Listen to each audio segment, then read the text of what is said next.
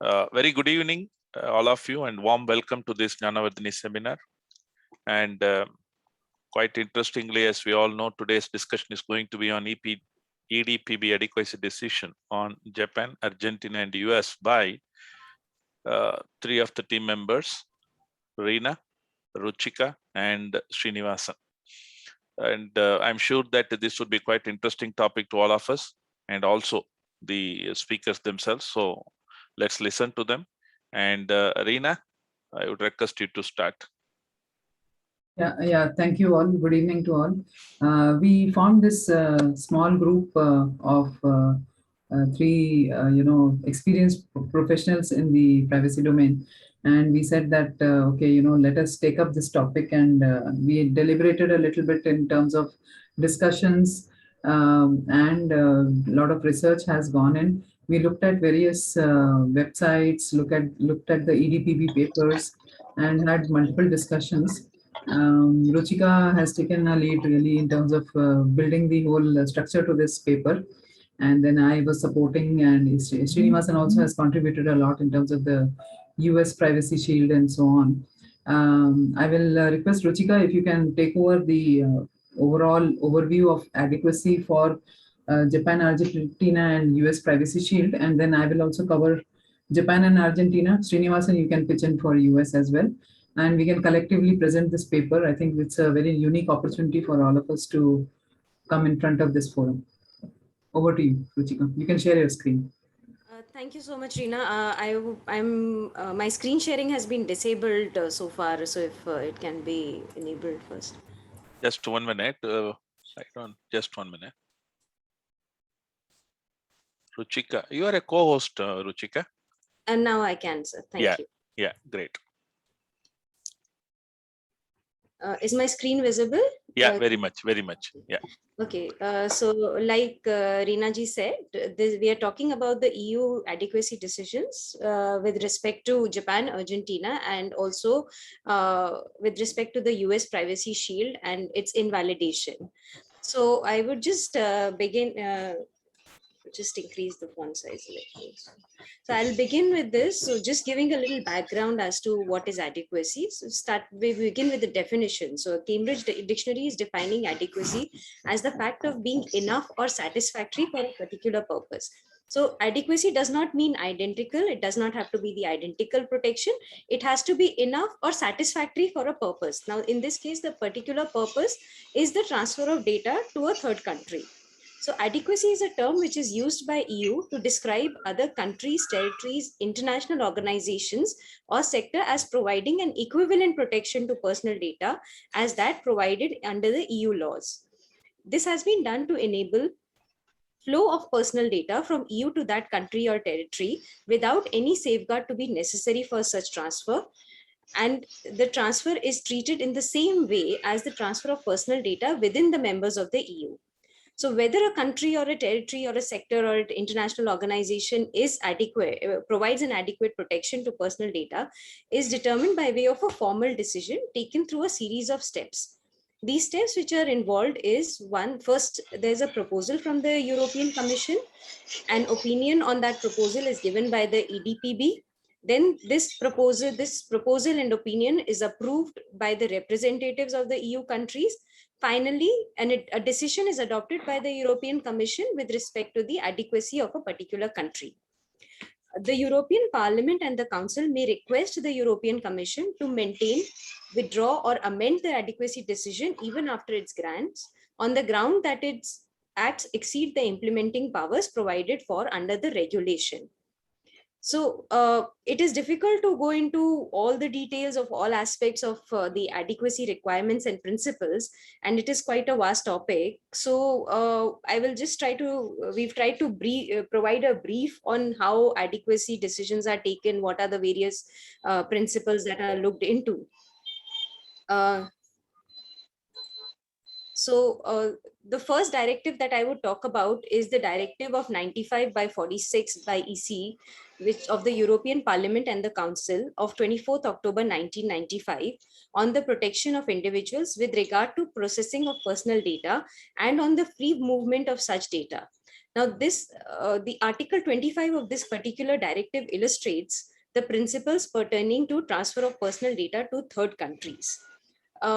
The salient features of that article are that the member states shall provide that the transfer to third country of personal data which is undergoing process or is intended for processing after transfer may only take place if such country ensures an adequate level of protection. Now, what is the adequacy? How do you determine that there is an adequate level of protection?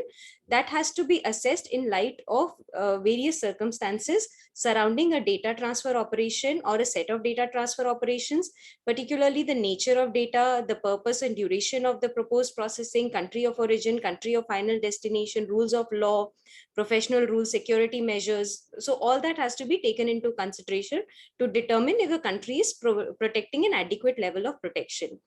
The member states and commission shall inform each other of cases where they consider that a third country does not ensure an adequate level of protection. So even after the grant of an adequacy, when you consider that there is an adequacy, third country is providing an adequate protection, it may still be, if a member country finds that there is some discrepancy, there is some issue, then they may decide to, then they have to inform the commission that this particular country is not providing an adequate protection.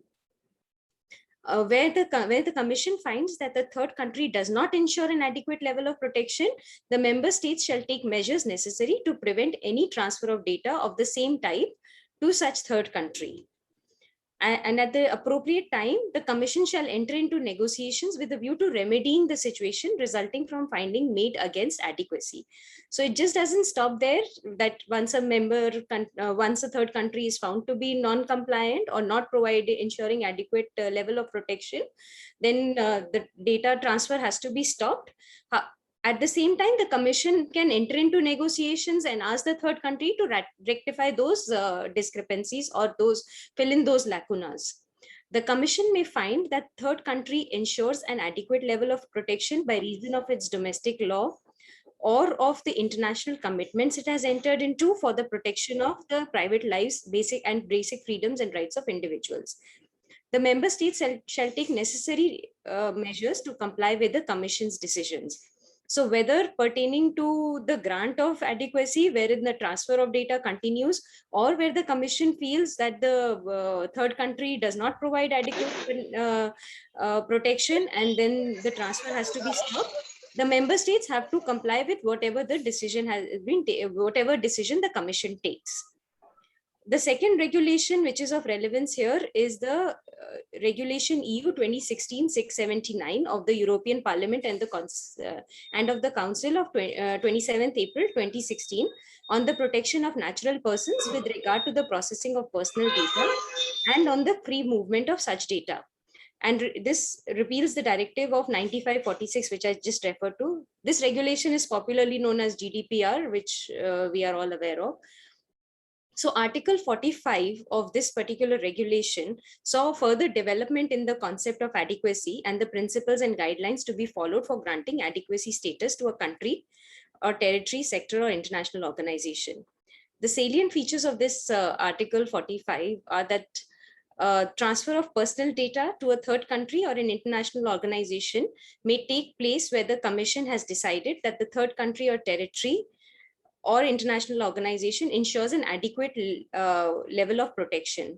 Such transfer will not in that case require any specific authorization. So if their third country is found to be inadequate, then there is no specific authorization from the DPA which is required. When assessing the adequacy of the level of protection, the Commission shall take into account the following elements.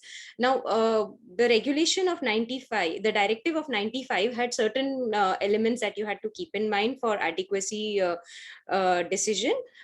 These elements were more elaborated in the GDPR, so they were more detailed and more elements were added to keep in mind for an adequacy decision.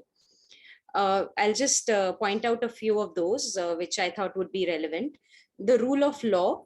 respect for human rights and fundamental freedoms, relevant legislation, implementation of legislation, data protection rules, professional rules, security measures, rules for onward transfer of personal data to third country. So this is very important, because in case a transfer is happening from a third country to another country, then the third country has to ensure that the country where the transfer is happening to also grants the same level of protection which is being granted in EU or in that third country. In this case, third country I'm referring to is the country which is under adequacy decision or which is being referred to for the adequacy decision. Continuing, case law as well as effective enforceable data subject rights, effective administrative judicial redress for data subjects, existence and effective functioning of one or more independent supervisory authorities, international commitments, international organizations enter into any obligations, legally binding conventions and instruments. So all that has to be taken into consideration while deciding whether a third country is providing adequate protection or not.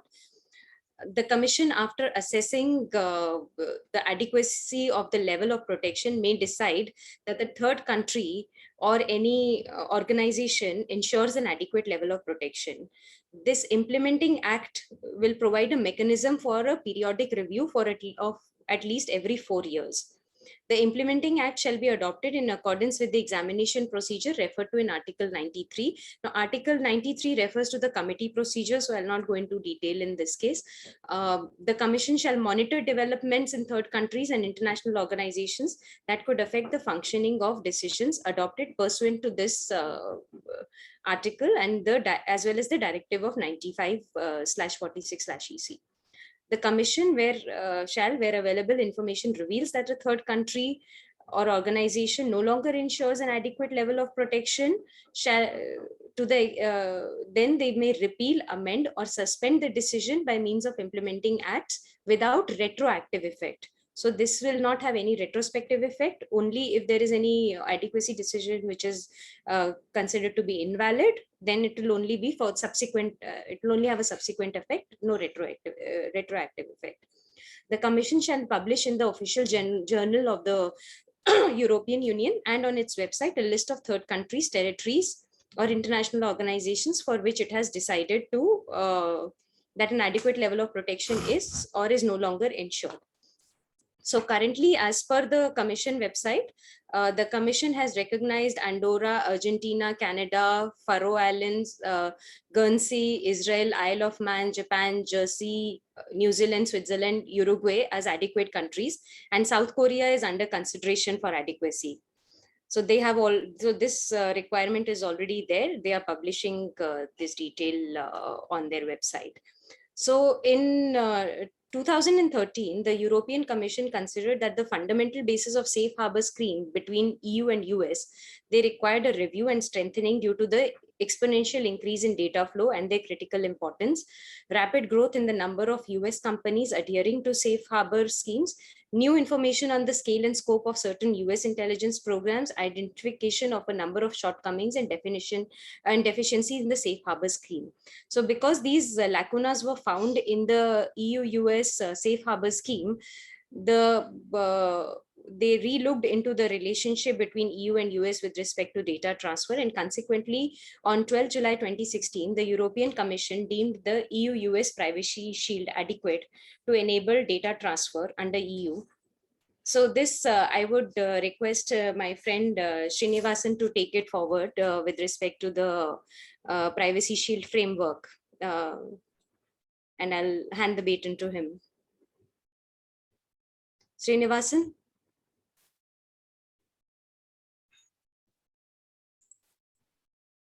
Srini, you are on mute.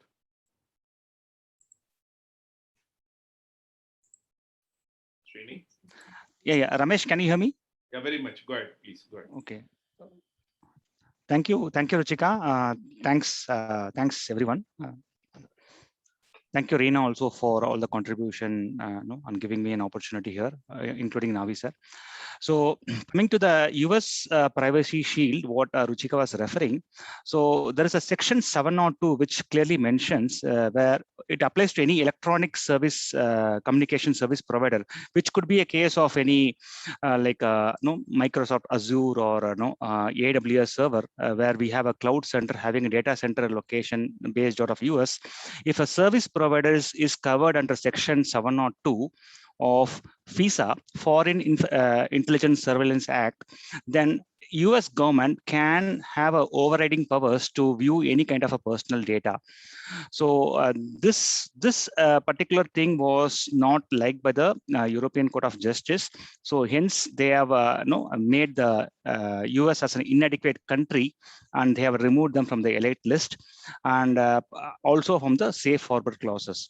So particularly, so what are the things which has to be taken care of? So if any European data is involved, and which is having a cloud service which is covered under the FISA of US Act, then either the data center location has to be in European Union, option 1, or option 2, the encryption keys should be lying within the European Union. So these are the two basic things which has to be taken care of if they are covered under the. So if you are, so generally, if even from Indian perspective, if we are having these kind of cloud service provider, we have to also check from the FISA point of view.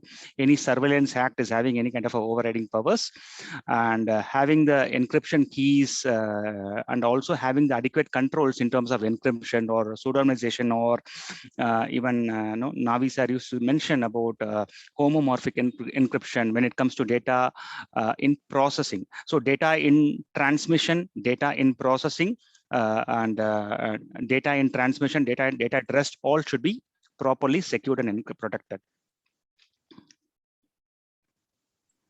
Any questions? So Srinivasan, thank you so much. I'll just giving a little brief on the EU-US Privacy Shield and why it was brought into existence, and also talking a little about SCREM decision. Maybe then what Srinivasan was saying will become a little more clear, or what we are actually talking about. So just to give you a brief, in 2016, the EU-US Privacy Shield was brought into existence by way of a Commission implementing decision.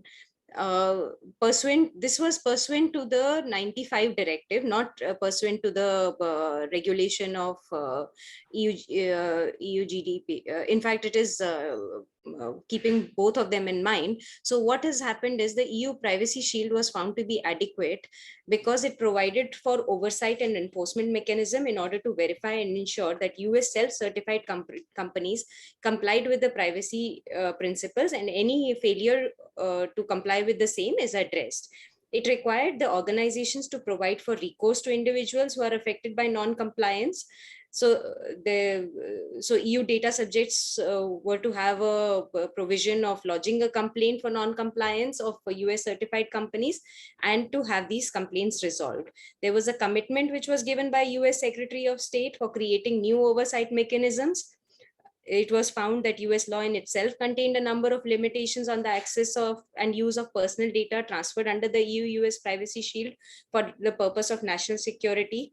And there was an oversight and redress mechanism that provided sufficient safeguards for those data to be protected against unlawful interference by the government and risk of abuse. So the US intelligence community was found to be subject to various review and oversight mechanisms. There was a provision for the purpose of an additional redress avenue to be made available to all EU data subjects.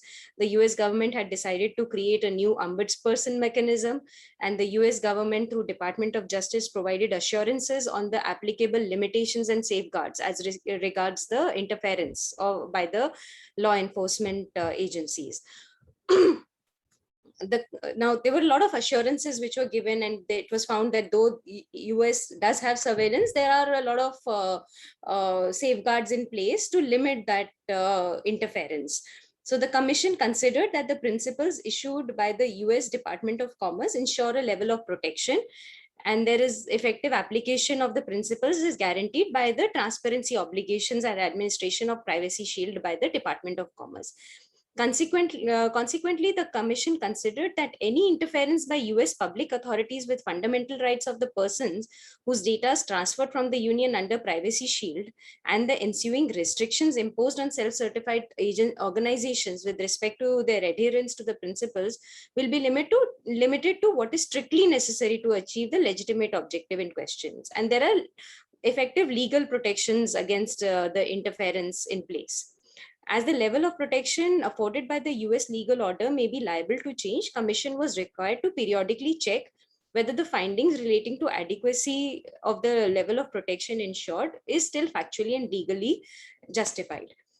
Provision was made for the Commission to initiate the procedure for suspension or repeal of the adequacy status in case of indication that the US authorities do not comply with the representations and commissions, including as regards the conditions and limitations for access by US public authorities, for their law enforcement, failure to address complaints by EU subjects, failure for the Privacy Shield ombudsperson to provide timely appropriate response. So in case these conditions were not fulfilled and the Commission found that there is a discrepancy in the commitment made and what is factually happening on the ground, there was a provision made to repeal the adequacy status. Now, there has been a landmark judgment in July 2020, SCREM 2 judgment, popularly known as, which led to the US Privacy Shield being invalidated. Now, the facts of this case is Mr. SCREM, which was SCREMS, an Austrian citizen, was residing in Austria. He was a user of Facebook since 2008. And any person who resided in EU and wanted to use Facebook was required to enter into a contract with Facebook Ireland, which is a subsidiary of Facebook Incorporate, which is established in the US. Now, some or all of personal data of Ireland users residing in EU is transferred to the servers belonging to Facebook Inc. in US, where it is processed. In 2013, Mr. SCREMS filed a complaint with the commissioner whereby he requested that Facebook Ireland be prohibited from transferring his personal data to the US on the ground that the law and practice in force in US did not ensure adequate protection of his personal data in its territory against surveillance activities in which public authorities were engaged. So it was not about his data not being kept safe. It is saying it is being surveilled by the US authorities, which is not to be done for a EU citizen. And hence you stop Facebook Ireland from sharing my data with Facebook US.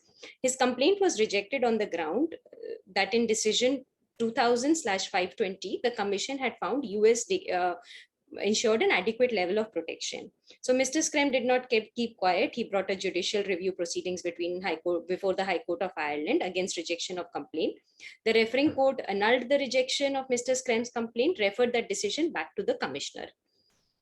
The commissioner then asked Mr. SCREMS to reformulate his complaint, and thereafter Mr. SCREM claimed that US law required Facebook Inc.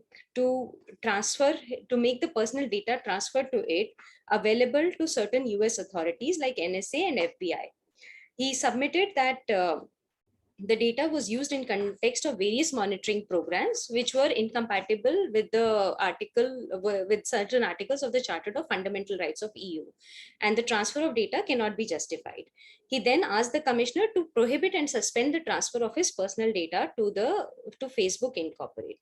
And there were certain observations made by the commissioner in court, and so not just the court decision. I would also like to refer to certain observations which were made by the commissioner in this matter. So on 24th May 2016, the commissioner published a draft decision in which he took the view that personal data of EU citizens transferred to the US was likely to be consulted and processed by US authorities in a matter incompatible with the Charter. Now, this Charter is the Charter of Fundamental Rights of the EU, and the US law did not provide those citizens of EU with legal remedies. It was also observed that the standard data protection clauses, which confer contractual right on data subjects against the data exporter and importer without binding the US state authorities, and hence they are not capable of remedying the defect. So the observation of the commissioner was that even if the transfer is happening on the basis of standard contractual clauses, it is not sufficient to remedy the defect, because these SCCs are only binding, they only give a right to data subject against the data exporter and importer, and the US state authorities, if they are doing any surveillance, this does not give any kind of protection or any recourse to the data subjects on that. This matter was then referred to the court for preliminary hearing, and some important observation. This is a huge judgment, very verbose. I tried to pick out certain relevant points which I thought would be, I've tried to really make it brief, and I hope this helps everyone to understand the judgment better. So in its July 2020 Screm judgment, the Court of Justice declared the European Commission's Privacy Shield decision invalid on account of invasive US surveillance programs based on Section 702 of FISA and EU 12333, thereby making transfer of personal data on the basis of Privacy Shield decision illegal. Now, what is 702 and EU 12333 is what Srinivasan was telling us, that FISA 702 applies to all electronic communication service providers, while EU 12333 organizes electronic surveillance, which is defined as the acquisition of a non-public communication by electronic means without the consent of person who's a party to an electronic communication, or in the case of a non-electronic communication, without the consent of a person who's visibly present at the place of communication, but not including the use of radio direction finding equipment solely to determine the location of a transmitter. So surveillance is allowed without the consent of the party, is in brief what it said. The court underlines that certain surveillance programs enabling access by US public authorities for national security purpose do not provide for any limitation on the power conferred on the US authorities. So though there were guarantees given by the government at the time of the decision, adequacy decision, that was not the factual situation on the ground. And so the court observed that the presidential policy directive, which imposes a number of limitations for signal intelligence, did not grant data subject with rights actionable in courts against US authorities. Hence, the data subjects have no effective remedy. Further, the ombudsperson mechanism to which the Privacy Shield decision refers to does not provide any cause of action before a body, which offers the person whose data is transferred a guarantee equivalent to those provided under the articles of the Charter. So the ombudsperson mechanism was put in place. However, it did not provide any cause of action which would guarantee the same protection which was guaranteed to an EU citizen under the articles of the Charter. Further, the CJEU stipulated stricter requirements for transfer of personal data based on EU standard contractual clauses and other transfer tools mentioned in Article 46 of GDPR. So stricter rules were to be put in place, and it had to be seen on a case-by-case basis. If the law or practice of a third country impinges on the effectiveness of such safeguards. Srinivasan, can you elaborate on the last paragraph? I think this is with respect to the hosting requirements which were put in place. Yeah, thanks, Ruchika. So this is what I was mentioning about earlier. So if you take the Article 45 and 46 of the GDPR, so it has to be seen on a case-to-case basis. If the service provider is covered under the FISA, Federal Intelligence Services Act of US, then in such cases, because the government is having overriding powers, in such cases, they have to ensure the data center location is either should be in the European Union, or the encryption keys should be lying within the European Union. This is the crux of the protection measure which has to be followed whenever the European data is being involved. Thank you, Srinivasan. Reena, I would request you to take us through the Japan and Argentina adequacy decisions. Yeah, thank you, Ruchika. So regarding Japan, and then I'll cover Argentina. So the EU and Japan have successfully concluded the talks on reciprocal adequacy on 17 July 2018, which means that they have agreed to recognize each other's data protection systems as adequate, and hence allowing the personal data to be transferred between EU and Japan safely. So that was the reciprocal adequacy decision on 17 July 2018.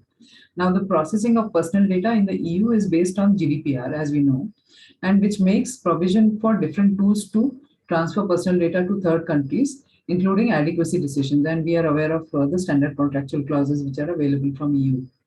Now, the European Commission has the power to determine whether a country outside the EU offers adequate level of data protection, right? So in the context of Japan, the European Commission adopted adequacy decision on Japan on 23rd Jan 2019. Now, before they adopted this adequacy decision, Japan has put adequate additional safeguards to guarantee that data transferred from EU will have protection guarantees in line with what the European standards are. And what this includes is, what they have done is they have included a set of rules. They have actually supplemented their own rules that bridge the several differences between the two data protection systems. So basically, they have looked at their own country level, Japan country level data protection systems. Whatever were the inadequacies, they have plugged those in. Now, these additional safeguards strengthen, for example, the protection of sensitive data, the exercise of individual rights, and conditions under which EU data can be transferred further from Japan to any other third country. So that is point one. Second is, these supplementary rules are binding the Japanese companies who are importing data from any EU country and enforceable by Japanese Independent Data Protection Authority. So they have put a data protection authority who is actually overseeing this, and there is a legal process also implemented there. So the third point is, the Japanese government also gave assurances to the European Commission regarding the safeguards concerning the access of Japanese public authorities for criminal law enforcement and national security purposes, ensuring that any such use of personal data would be limited to what is necessary and proportionate and has proper independent oversight for the data subject, and also has the effective redressal mechanisms. Okay. Now, the complaint handling mechanism to investigate and resolve complaints from EU data subjects regarding access to their data by Japanese public authorities, this also is actually, this mechanism is put in place and it is administered and supervised by the Japanese Independent Data Protection Authority at the country level, right? Now, there is a fact sheet which they have put on the EDPB website, where they have called out from Jan 2019 that Japan has modernized its data protection law applicable to the private sector, bringing it closer to the European standards. Okay. Now, following the negotiations with the European Commission, the Japanese government has adopted the supplementary rules applicable to only the data transfer from EU. Hence, the gaps which were remaining have been plugged in. Okay. Now, what does it mean? So as a result, whenever the data travels from EU to Japan, the same guarantees as those under the EU law will continue to apply, which are, that means data is only processed for the purpose for which they were legally transferred from EU, unless the EU citizens give their consent. So consent is implemented. Second is, data is processed only to the extent necessary for the purpose. So purpose limitation is taken care of. Then data is kept no longer than necessary for the purpose, right? So this again covers the data retention aspects. The data is kept accurate and up to date. So all the GDPR principles which are available, they're all satisfied here, right? Then data is never further transferred to individuals or entities abroad which do not guarantee or an adequate level of protection unless consent from the EU individuals is obtained for such transfer. And then the processing should be done under appropriate security measures, protected against unauthorized or unlawful processing and against accidental loss, destruction, or damage. Additional safeguards apply to sensitive data. So they have also covered the sensitive data aspects of personal data. And if you look at, EU individuals will benefit from rights equivalent to those that they have in EU. So everyone, all the data subject rights which are available as per GDPR when they are a EU resident are applicable here. Basically, we are saying, be informed for what purpose the processing is happening of their personal data, request access to their personal data for making it accurate and current, then request correction or deletion. So all of those data subject rights are available to the EU individuals if the data is in Japan.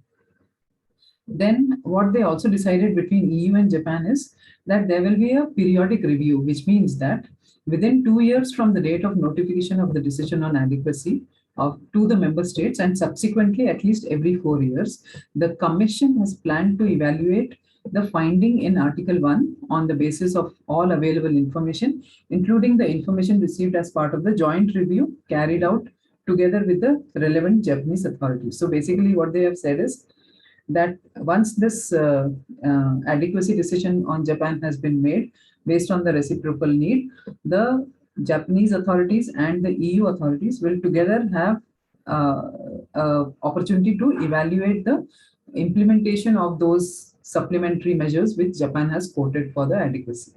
Yeah, so that is one. Now coming to Argentina. So Argentina, if you look at the Argentine constitution provides for a special judicial remedy for the protection of personal data, which they call it as habeas data. Now, this is a subcategory of the procedure enshrined in the Constitution for the protection of constitutional rights, and therefore it makes the protection of personal data as a fundamental right for every Argentine citizen. Okay.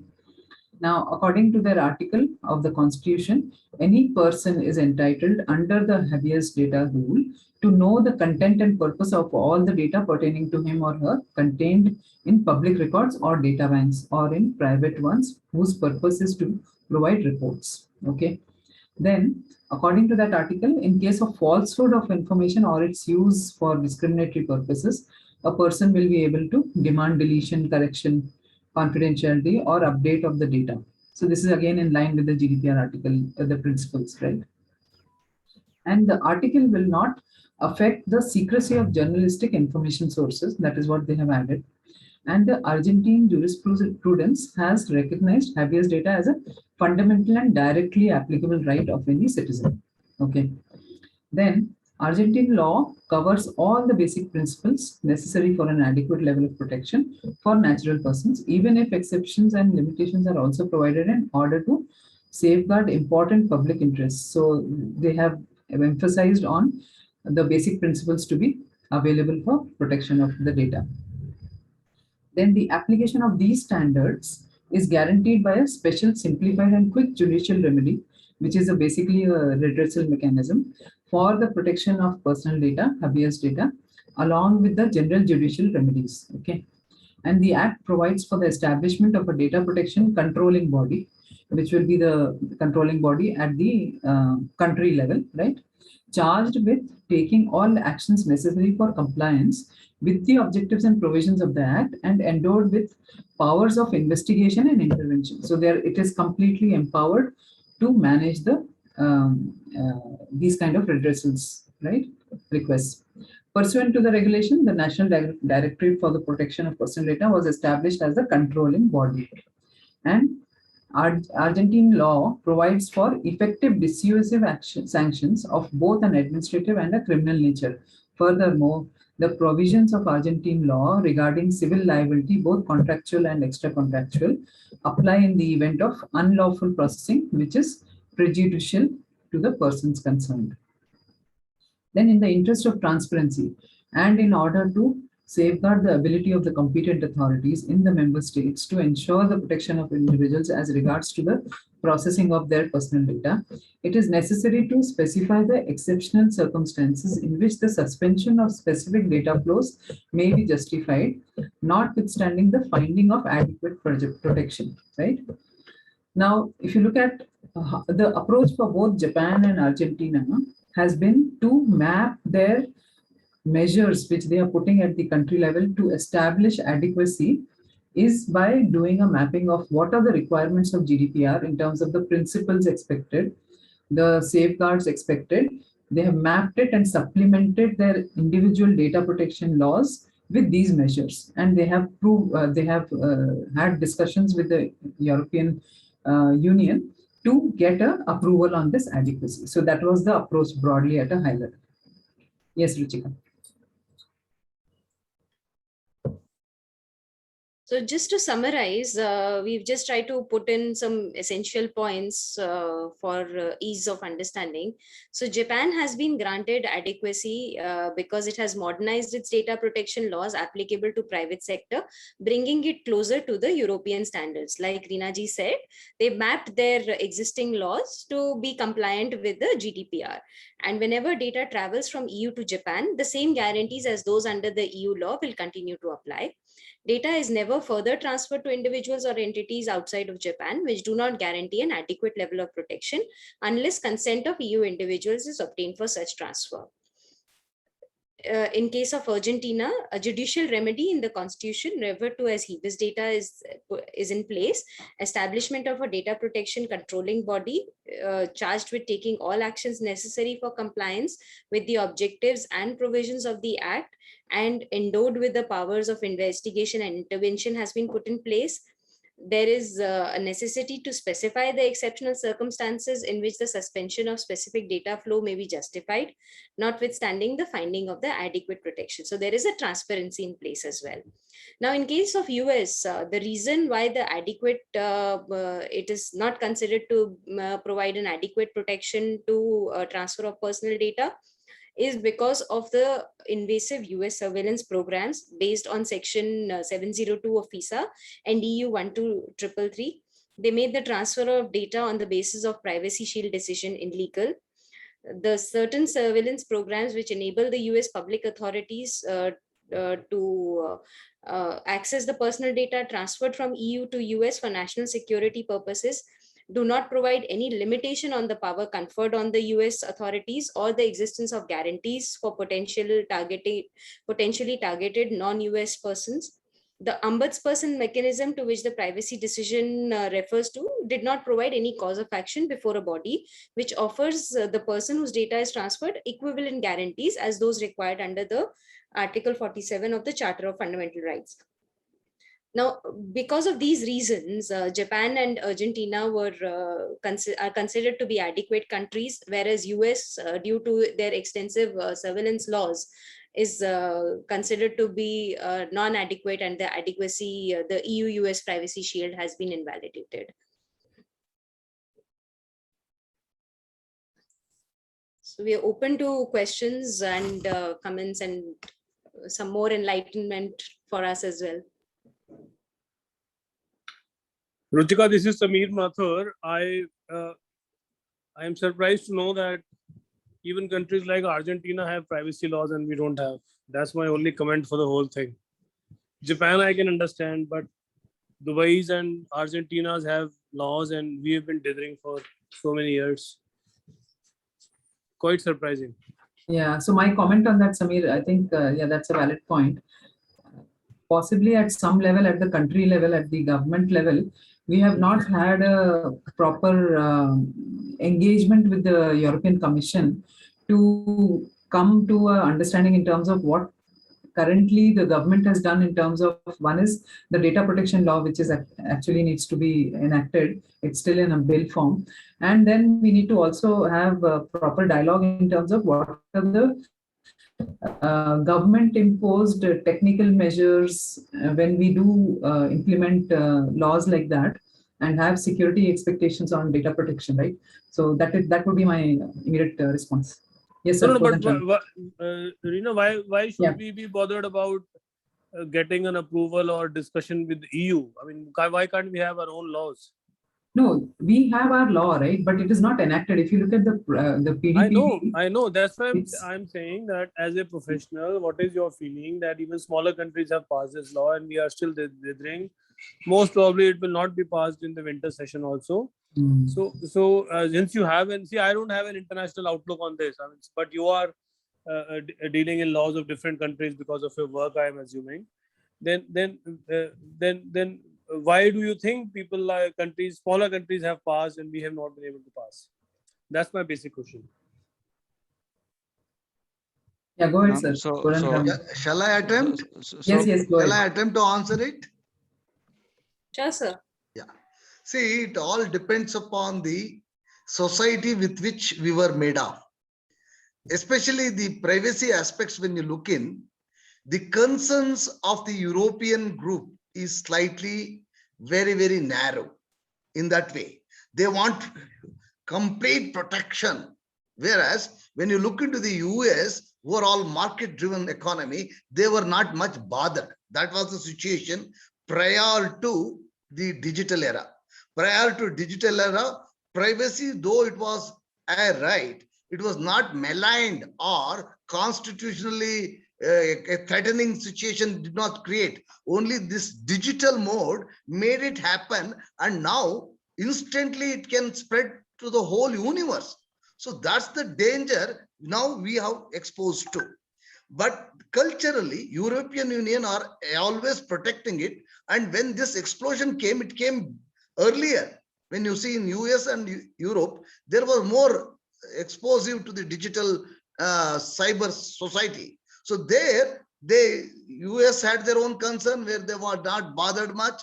European Union had where more bothers. But when crimes just started pouring in, then that is US also started having it. When you look into the historical developments, these two are treated as separate one. One goes for a free one, not much worried about privacy. In the 90s, here they were more concerned with the privacies.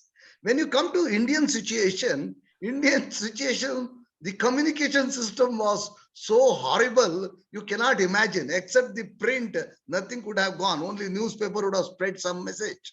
So there, individuals who read newspapers were also very less, and the privacy aspects with a commercial angle was not that much available.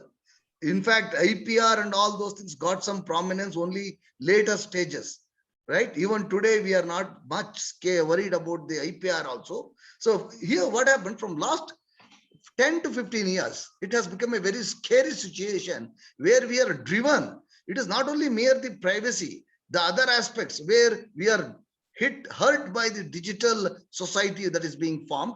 Secondly, the other aspect is the commercial aspects. We need to borrow the data. We need to send the data. There, we need to come back. In fact, US faced a lot of challenges to get data from European Union. They forced them to come to that. So when you look into this situation, it has a direct connection with the evolution of communication. And that evolution is started to happen very late in India. And so it is.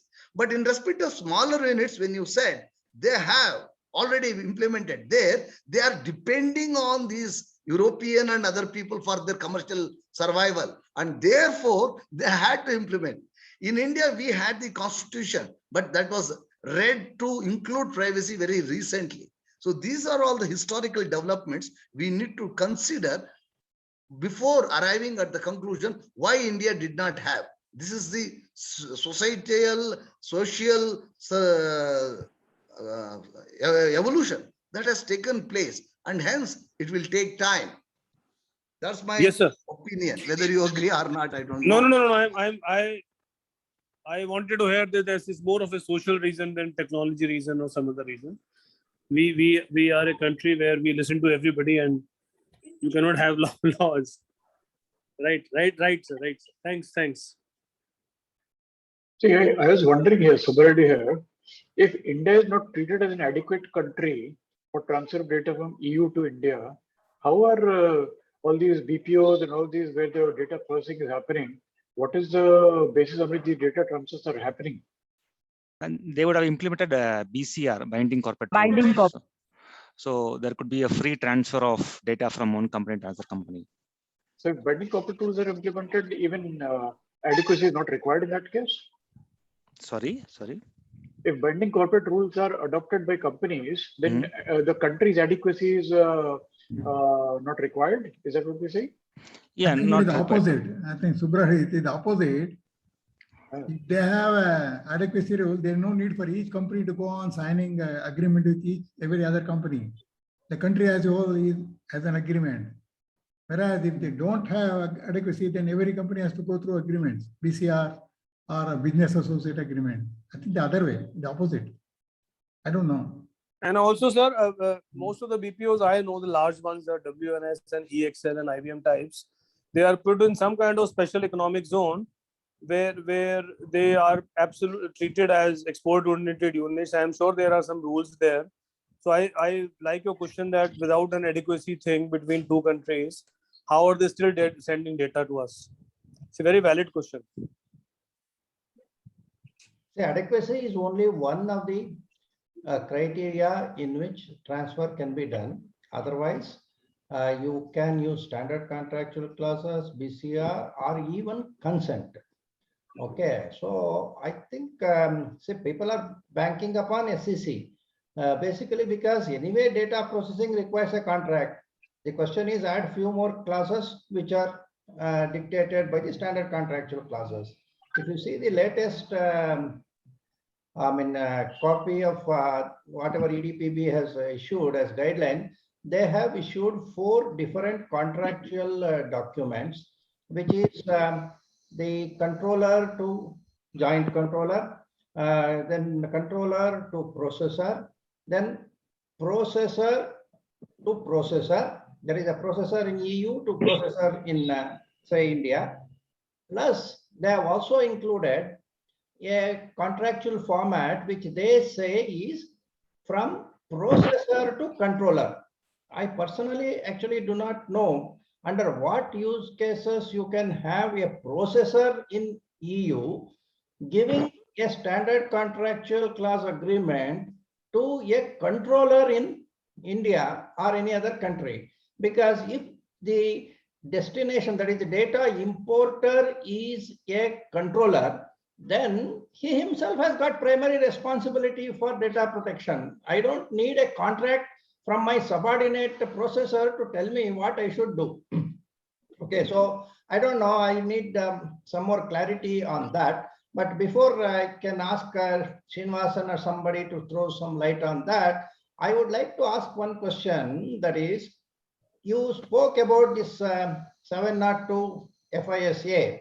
Now, does it mean that Argentina or Japan or any other country does not have an equivalent provision in law which says that under some criminal activity across the border, we don't have any right to look at the data? That is what I want to know. I think the European Union has discriminated against USA because every country will be having, particularly Money Laundering Act.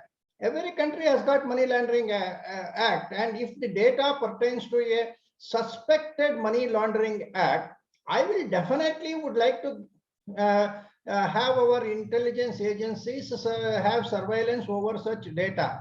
I don't see why European Union should expect sovereign countries to give up that particular right as they have demanded in the case of US Privacy Shield. Secondly, in the case of the Schrems agreement, judgment, the European Court has rejected recognizing the Ombudsman also, because they feel that the Ombudsman is an official appointed by the President of the United States, and therefore he is amenable to be influenced by the President. Perhaps if that was a judicial authority, EU would have been happier. But I don't know whether every other country also has got a similar provision, like whether in Argentina or Japan or some other island countries. Does it mean that there is no provision similar to this Ombudsman, or there is no provision regarding national security for national and international security reasons? I don't have right to have surveillance. That is what I think some more research is required to find out how come that in the case of US, they went to that extent, whereas in other cases, they have just taken an assurance. Every government will give an assurance that we will do it only in proportionate reasons or something like that. If you ask India, India also will give that. There is nothing difficult for any government to say that only under necessary and proportionate conditions I will have access. It is only when actually some official actually exceeds the authority, this problem comes. So I don't know whether the other countries do not have a similar kind of a provision. Maybe somebody can throw light on that. Sir, I can answer. This is my understanding. Maybe others can add or clarify more. Sir, like according to my understanding, if a country is made as adequate, then the transfer is permitted. So to answer your second part of the question, so if there is any kind of a surveillance laws, I think the adequacy would not have been approved by GDPR, the European authorities, is my opinion.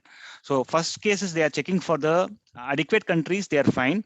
If a country is not getting adequacy status, then they are checking whether they are, is there any kind of a local surveillance law which is having any kind of a overriding powers. So this is my understanding of that. Now, for adequacy, they should first of all check whether there is surveillance laws or no. Otherwise, they should not grant adequacy at all. So does it mean that Argentina law is so rigorous for data protection just because there is a mention in the constitution, which also appears to be more for public data?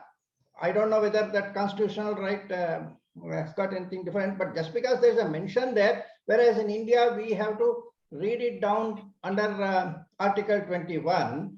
Does the European Union consider that Argentina has got better data protection than any other country? UK itself, they took so much of time, though it was just a country which branched off from EU. Still, they were taking their own sweet time to grant adequacy to UK. In fact, they should have done it from day one, because for the last several years, they were part of the European Union. So if there was a privacy culture, it was already in existence in UK. But I don't know. I don't have personal knowledge of Argentina or some other this thing. Japan, I don't know. Maybe they may have some special. So I don't know, but one point I could feel is Argentina, even the legal entity data is also considered as a personal data, not only of natural person, it is also of a legal person. Maybe is that a factor? I'm only interpreting. GDPR itself doesn't consider the legal person's data as personal data. So how can they say, I appreciate somebody else doing that? That is actually contrary to the basic principles of personal data and non-personal data. If you put legal person's data, proprietary company's data into the personal data, I don't see that. Anyway, that is not part of GDPR. It's good that it's not there. Maybe some other countries may have. Argentina must have done it by actually some time back, maybe even not realizing the implications.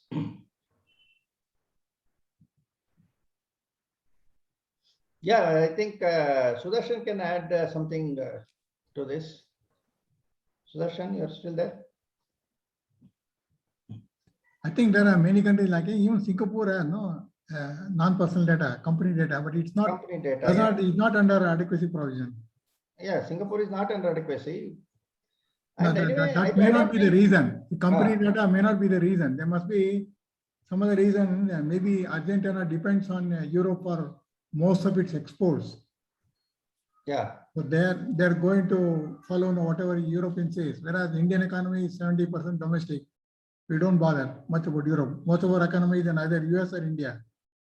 Maybe we are not taken adequate attention. So we cannot compare Argentina with India. Probably it has more, almost the assurances may be almost equivalent to a treaty kind of a thing, perhaps. So at the highest level in the government, they must have signed off the assurances. So that may be one of the reasons. Actually, these look like disguised ways of either sending geopolitical statements or economic rivalry. I think between the US, because US has always been viewed as, and the US innovation-driven companies have always been viewed with suspicion across the Atlantic. So transatlantic rivalries and, particularly the Facebook, Cambridge Analytica thing happening, and these guys were pretty miffed with the way the data is being transferred. So and all. are economic reasons actually fogging the decision on adequacy is a question which has to be raised. Compared to the situation in the 1998 Act and then maybe year 2000 to 2005 or 2010, GDPR, they're able to sell very well in all the countries. Many countries now adopting GDPR as the basic framework. That way, it is spreading very fast now. Yeah.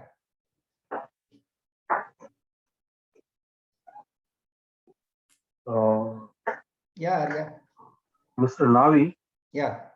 Is there any sort of ISO standard available for to measure or ensure the adequacy of privacy protection?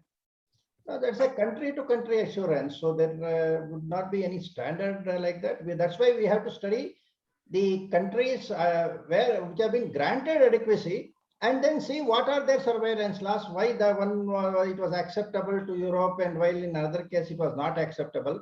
Schrems judgment was one which actually has set down the principles in a way that has been there, and EDPB guidelines have been there. I think earlier there is one WP document also on adequacy, which is fairly detailed. I think one of you must have read that. Yeah, the working party paper. Yeah.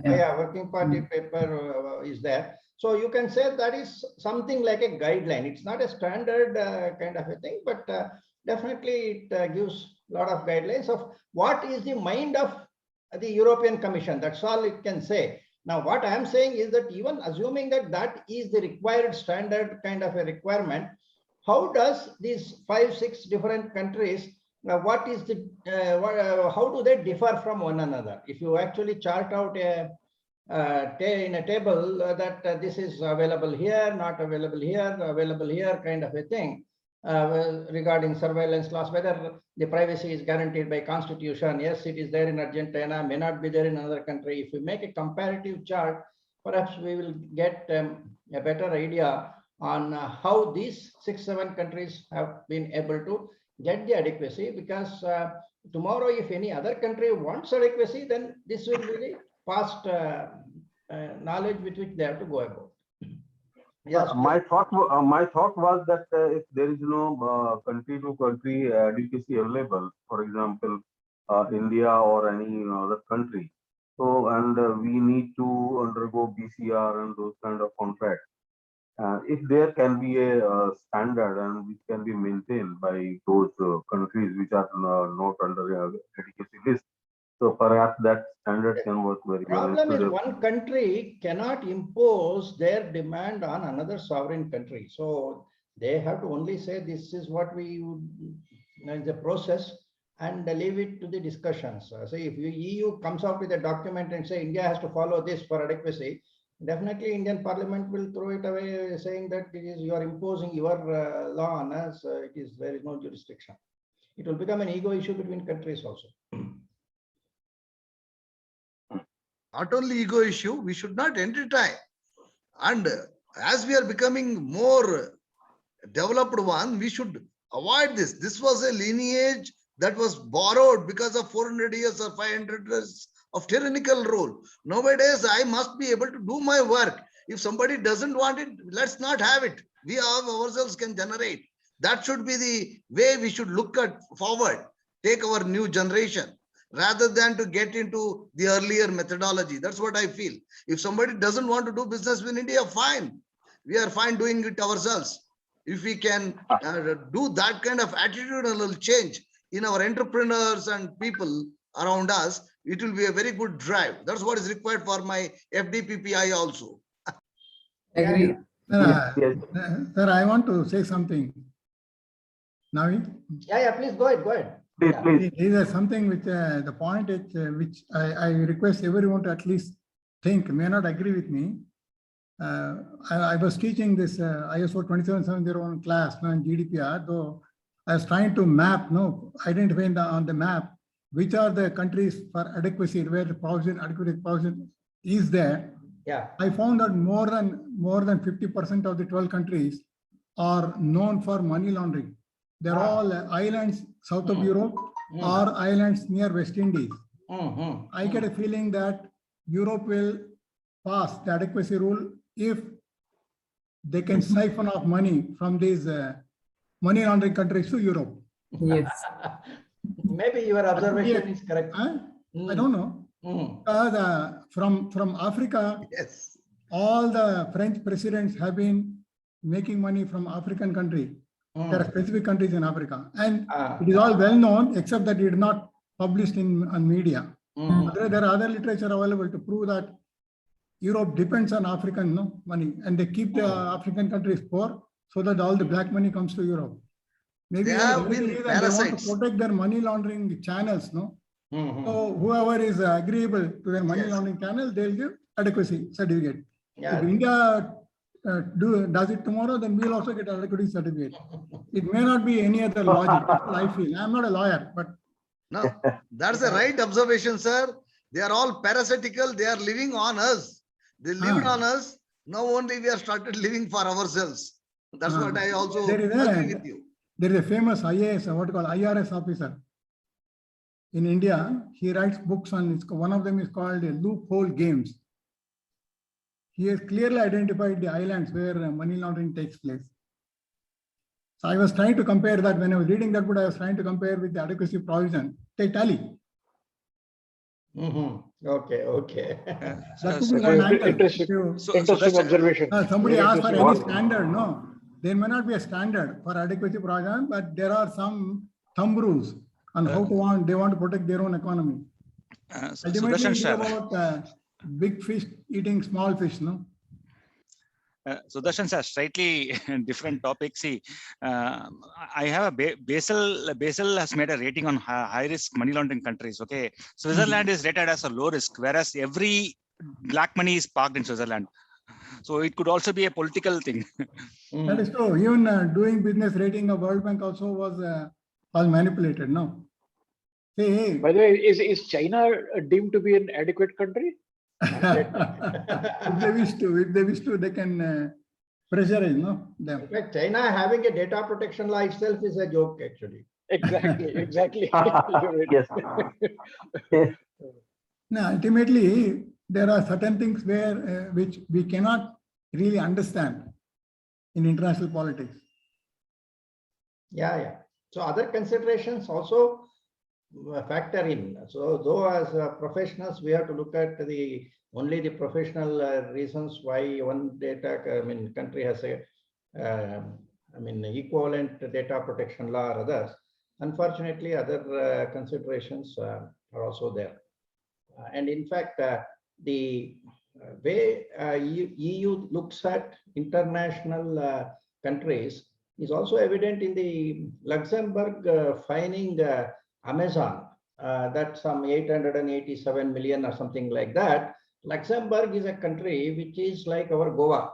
Okay, and in fact, that whole fine per capita for the population of Luxembourg, it works out to something like 1 lakh per citizen. That is, on one GDPR fine on Amazon, they are collecting 1 lakh per citizen fine for procedural irregularities they find in obtaining the consent, etc. from Amazon. I don't know whether it is a reasonable way of looking at these laws. And if this continues, the problem is people will become disheartened and they will start finding other ways of coming out of the regulations. Yeah. Fine. Darshan sir. Yeah. So Darshan sir, can you cite the name of the book again? It's called Loophole Games. Loophole Game.